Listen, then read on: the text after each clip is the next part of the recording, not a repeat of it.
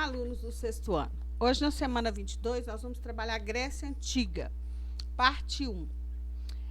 Os aspectos geográficos da Grécia na Antiguidade, ela era na Península Balcânica, entre os mares Jônico, Egeu e Mar Mediterrâneo. Os primeiros povos, da região foram os aqueus, os eólios, os jônios e os dórios. A história da Grécia ela é dividida em 5 etapas: a pré-homérica, a homérica, a arcaica, a clássica e a helenística.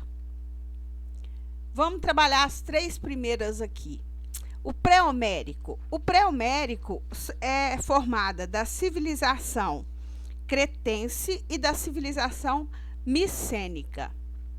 A civilização cretense ela tinha um comércio marítimo muito desenvolvido, principalmente com os egípcios e com os povos do Oriente Médio. Já o poder político dos cretenses era concentrado na elite e a área comercial era liderada pelos reis chamados minos, que ficavam, principalmente nas cidades chamadas de Quinosos.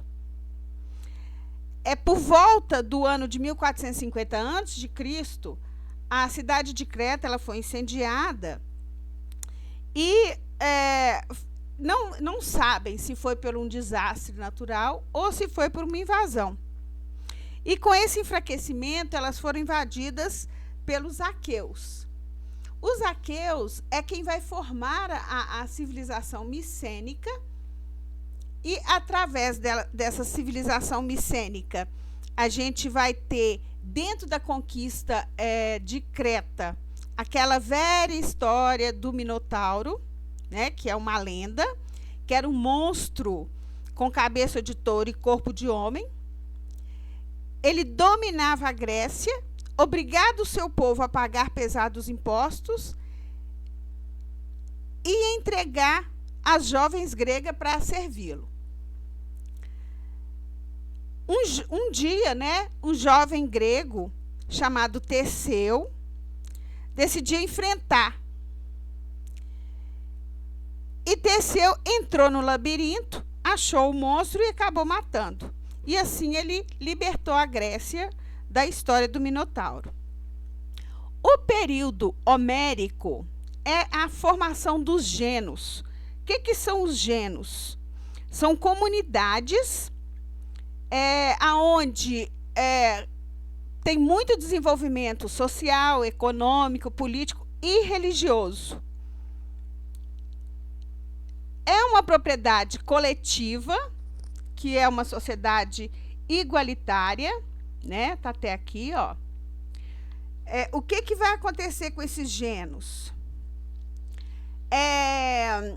Eles vão desintegrar, através do quê? Do crescimento da população, quer dizer, a população vai crescer, obviamente que essa comunidade vai crescer e ela não vai dar conta de tanta gente. Logicamente que a quantidade de terra vai diminuir dentro da comunidade e aí eles vão começar a se expandir. E a partir desse momento, dessa expansão, vai surgir o que a gente conhece deles saírem para outras regiões, que é até chamada da segunda diáspora.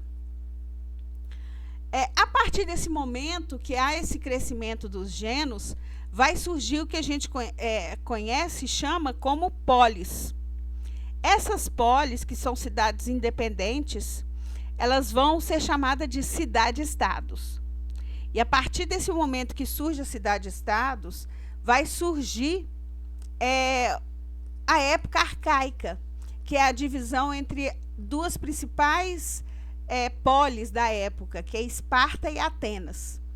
Nesse primeiro momento aqui, nós vamos falar um pouco sobre Esparta.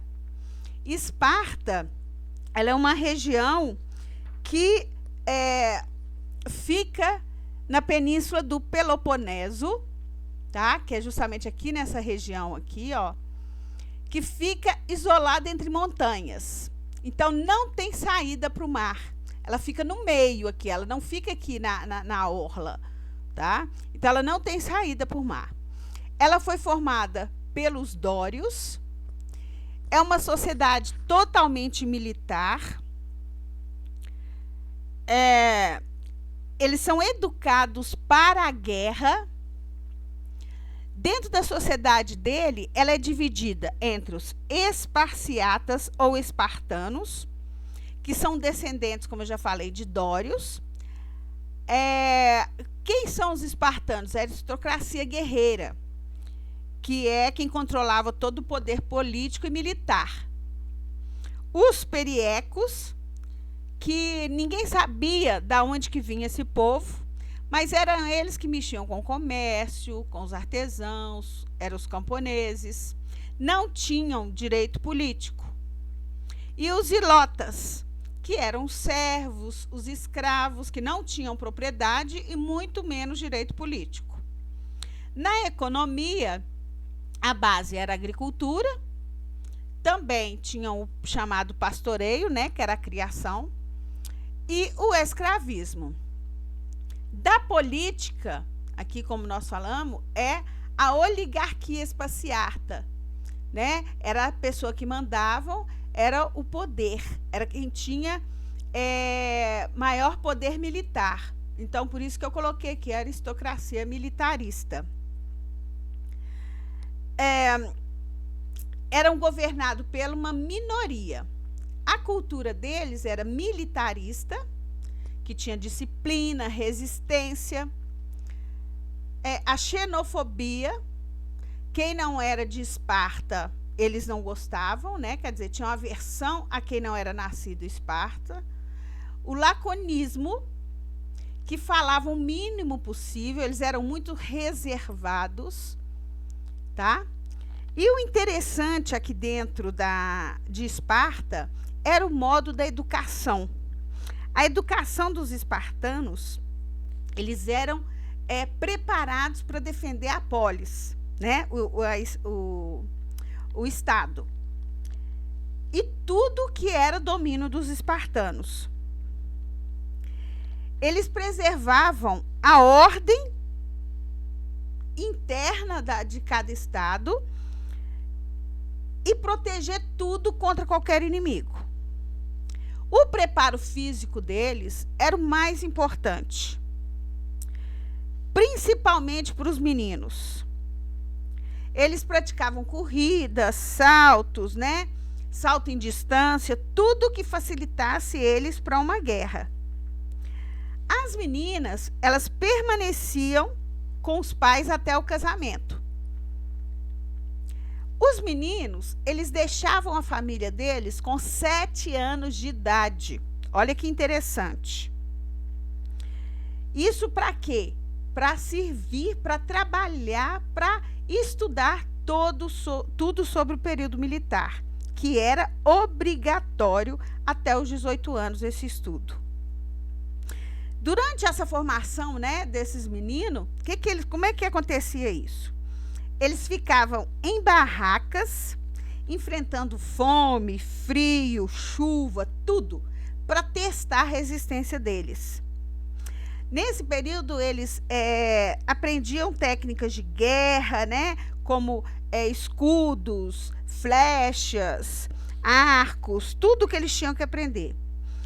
Com 18 anos, o jovem tornava um soldado, que era chamado de hóplita, e permanecia no serviço militar até os 60 anos de idade. Com 30 anos, esse jovem, ele passava a ser considerado um cidadão e ganhava o direito de participar da Apela.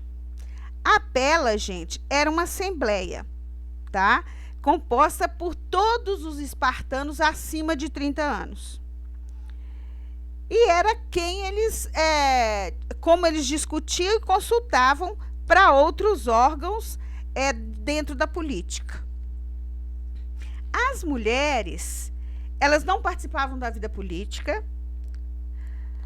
A saúde delas era essencial, principalmente para casar e gerar filhos.